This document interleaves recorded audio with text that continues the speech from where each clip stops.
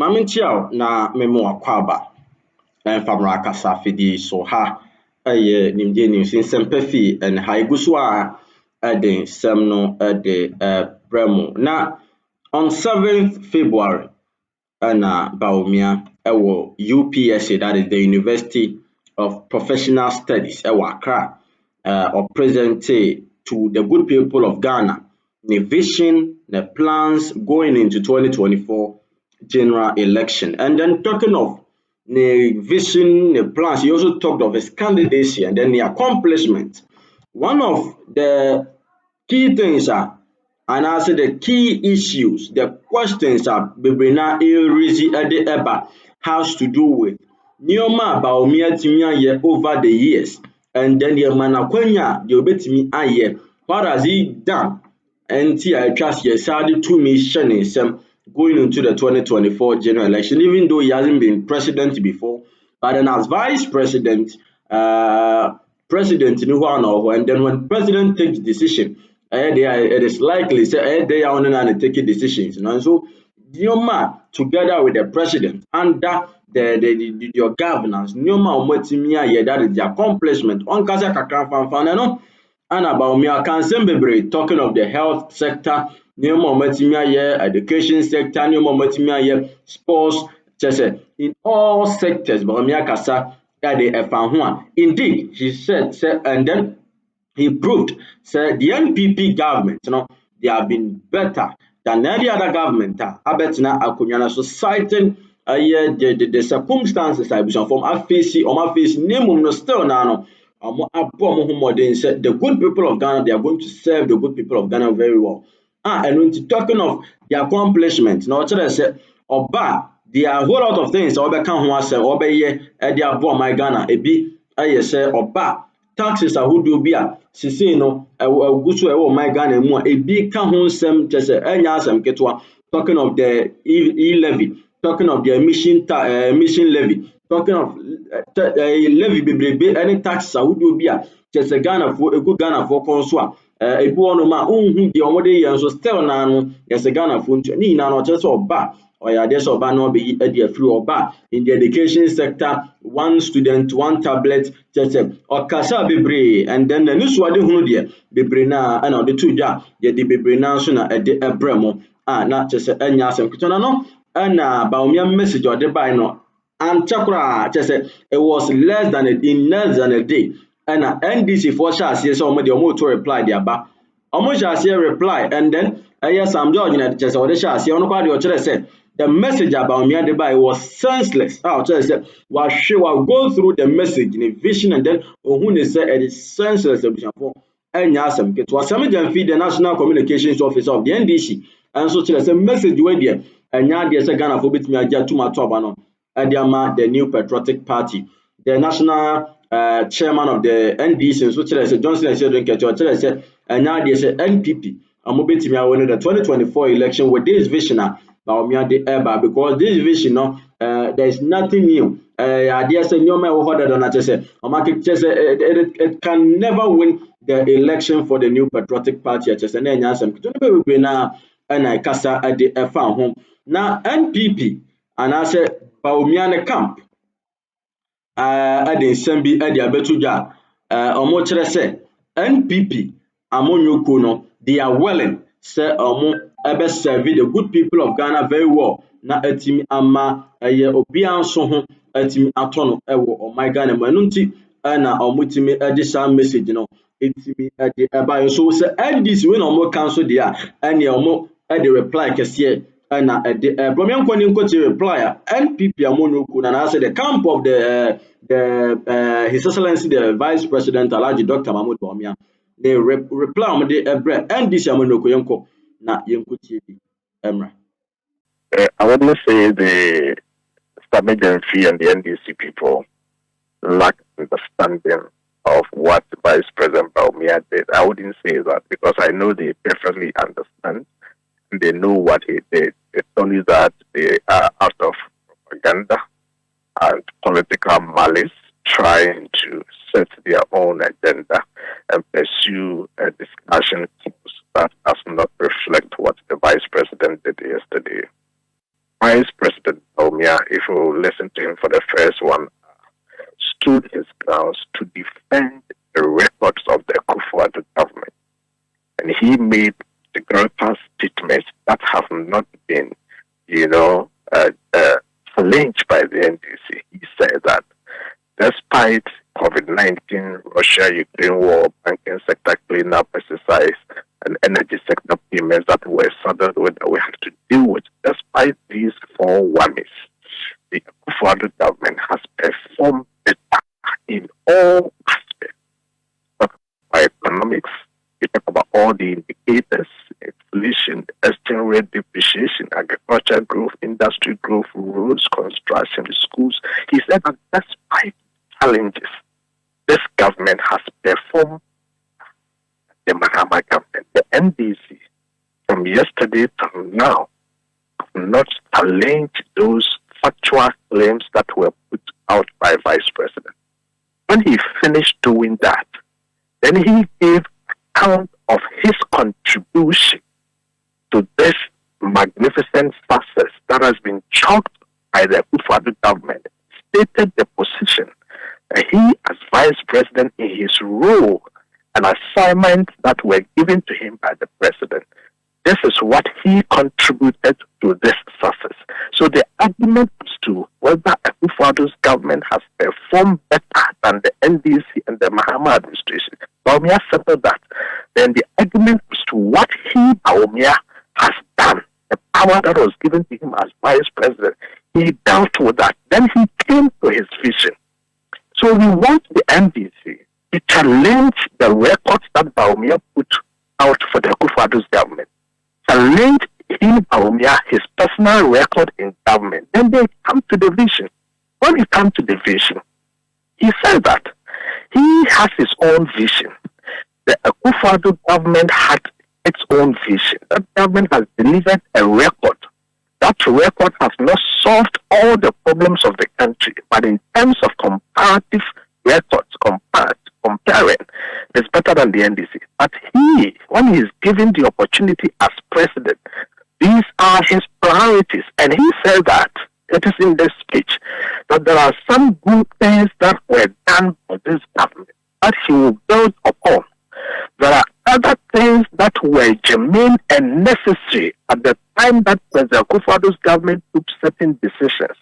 But he knows that based on the performance and the changes that have occurred as a result of those decisions, by the time he becomes president in 2025, there and thereafter, those decisions will not be relevant. It does not necessarily mean that President Akufo-Addo has made a mistake or anything, but he thinks that in his own view, a decision that was taken 3 years ago may not necessarily be a valid decision 2 years thereafter, 4 years thereafter, and therefore these are his priorities.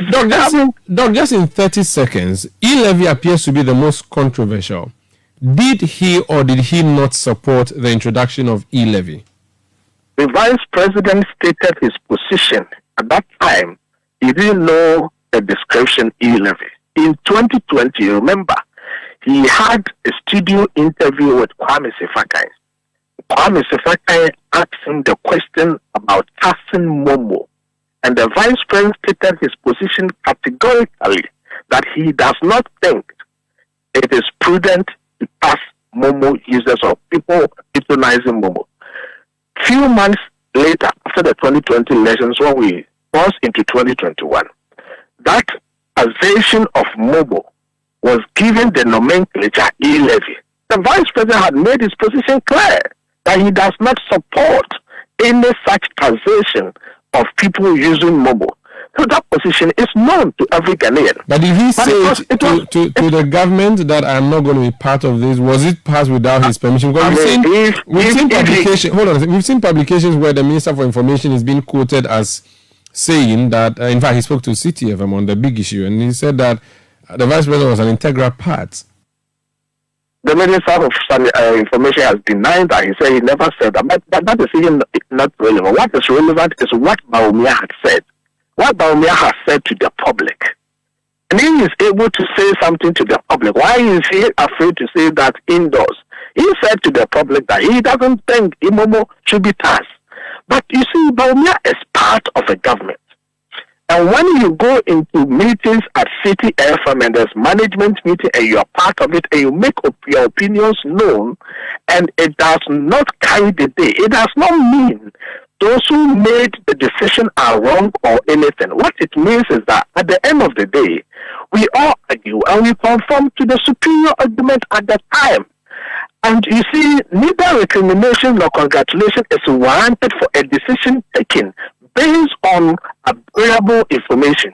Okay. Appropriateness of a decision can be judged based on the consideration of the totality of information at the time the decision was made. Okay. So if at the end of the day, Cabinet decides that we will do Momo, Bawumia should not think that he has such a superior argument or that his views are so sacrosanct that anything he says must be final. He makes his case. So whether his case is taken or not, that decision is implemented. But he says that, look, if I am given opportunity as the president, just as I said, I will not start Momo.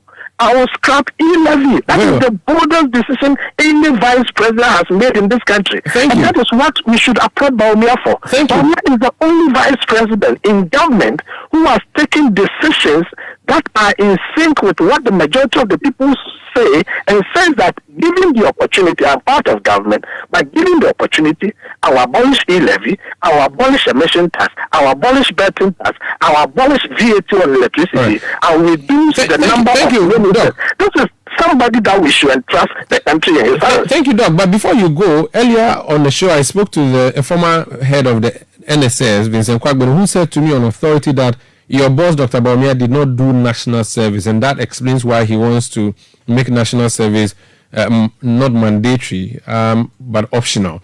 Is it true that Dr. Bawumia did not do his national service? First and foremost, anybody who gets the opportunity to speak on your station must speak with decorum. What he said, I would say, is derogatory. The man has given a policy proposition.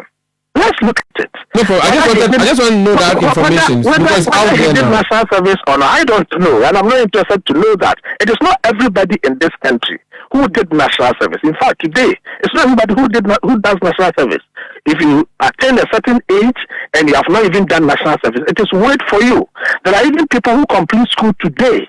They don't do national service, but under certain circumstances, it is wait for them. It is not a crime to say you haven't done national service. If the authorities consider the conditions precedent and all the prevailing conditions and think that they have to waive it for you, it happens. So that is immaterial. What is important is that why are we as a country tying our students to do compulsory national service, using state resources to pay them? Sometimes some of them go and they are just bracketed in the offices. They don't have anything to do. Somebody finishes school, has gotten a job. If you travel to Europe and others, companies go to universities and hand students in our country. Companies cannot hire and hand students because they have to do compulsory national service. What the vice president is saying is that let us make it liberal. Those who want to do, let them do. Those who have got opportunities to travel outside the country and therefore they cannot do, let them go. Those who Thank you so much, Doc. That is what he's trying to do. That's the liberal. And then government burden also lessons because this national service people, we use government funds to pay them. Thank you. Those funds can be used to do something. Thank you so much. This is positive. Thank you. That's a progressive policy. We'll do this more. We'll invite you in the studio. Dr. Gideon Boaku speaks for Dr. Maudo. He have the ultimate responsibility, but he's part and he has a collective responsibility to the running of the state. There is a cabinet that takes decision with the president. The vice president's view on E-Levy has never been in doubt. Way before E-Levy, he has always been against it. He has always been against it. So how come we saw? Way before, can I? Why? Wait. Let me. Don't ambush me like that. No, not ambush you. Just let me make a point. The vice president position on E-Levy has been there long time. So he's been against. The video is has always been online. But also, and you have seen it. But we saw the information minister being quoted as saying Bawumia has always been in on He never said that. It's not true? Yes, he never said that. But we were told that it's because Bawumia agrees with E-Levy that he said, oh, let's give 100 cedis. There is something called collective responsibility. The decision of running the state is taken on day-to-day basis with one that has ultimate responsibility and executive power. We're educating the public. You can have your views, but let's state the facts. When you meet in cabinet to take a decision, no single person in cabinet superimposes their views on cabinet. Very well. So the vice president is working with decision of government. But if he becomes president, he has a choice to decide which path he will take in reaching the same position. Yesterday, the vice president was categorical. The fact that he's decided to take different path does not mean he necessarily thinks that there is anything wrong with any of the issues. Okay. Certain policies you introduce at any point in time have their use at the point in time, but do no longer become relevant at a certain point. And he said it. He said that, listen, I want to build a more sustainable economy going into the future. One that would embrace the fourth industrial revolution. One that will be ready for the AIs and... Alan Chairman, do you regard him as a party now? Do you consider him a threat at all? Especially the MPP, yes, coming from where he's coming from. Yeah. Well, I mean, it's an election. Everybody on the ballot paper have the view that they could win. And for us in the MPP, we take every election seriously, in spite of what the person's SWOT may be. And so once he finds himself on the ballot paper, why not? We would factor him into everything that we do as a political party. We are not taking chances, we are not complacent at all, and we are not downplaying anybody's effect. But you sound like it's just because he's on a ballot so you are concerned. But don't forget, he has left your party. He is from the Ashanti region, your hometown or your home base. And chances are that he will take a chunk of your support there. Well, I mean, if we go into that analysis, then we can make some more commentary. The NDC and the MPP will both suffered, people leaving our political parties and attempting to form parties over the years. And we've been able to weather the storm all of that. So that's another analysis to do as to whether that effect is really there. I don't think so. I don't think that Mr. Alan Chamante has that gravitas to affect the party just because he's from the MPP and is from the Ashanti region. I don't think so. I don't think so. I mean, the MPP and the NDC, I have always insisted that these two political parties are very established forces. If you have any idea about how political parties function, then you understand that there's a tall order, an extremely tall order for any other party. It would take another party probably from 20 to 30 years really to be able to get to the level of NDC and the MPP. Dr. Mahamudu Bawumia has passionately articulated his candidacy for the presidency of Ghana in